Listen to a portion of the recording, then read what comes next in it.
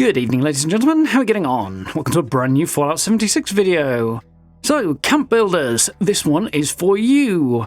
As you may be aware, in the upcoming ghoul update that is due to arrive in March, we will once again be getting a whole bunch of changes to perk cards. It's happened with the last update, it's going to happen with this next one, and we'll see what happens after that, I guess.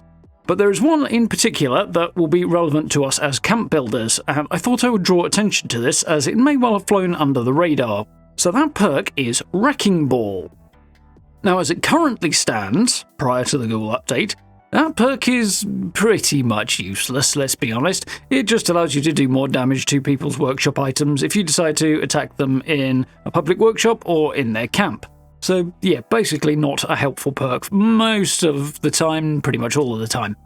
However, going forward, this is going to make life potentially a lot easier, or at least a little bit easier anyway. So the changes that are coming are that this perk will be moved out of the intelligence tree and over into strength.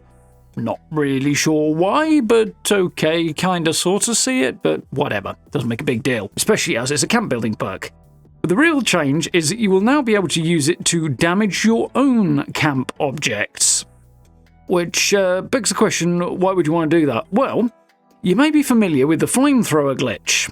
Basically, in case you aren't, you take the flamethrower trap, drop that down in your camp, point it at whatever object you wish to destroy, assuming it's something that is subject to being destroyed and not, a foundation or something like that, and head out of the build menu, hit the activate button, and the flamethrower will destroy the wall or whatever. It's a pretty common technique that will allow you to merge certain objects together if you want to make them look a bit more interesting, or maybe get things to sit closer together, sometimes that sort of thing. Basically to get around collision, in short.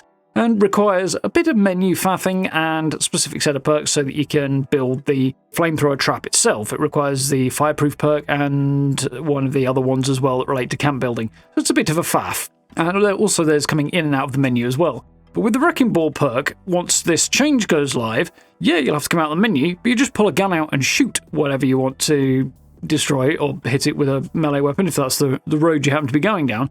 You should speed that whole process up and won't require you to faff around with the flamethrower.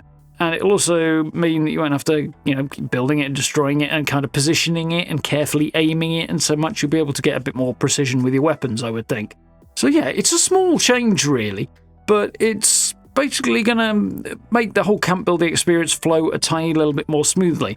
If, like me, you happen to have a specific loadout for this sort of thing, I have a perk setup, perk loadout that I use for repairing weapons, crafting ammo, all of that good stuff, and also for camp building, and I have all that just dumped together in a single loadout to basically make the best of those scenarios.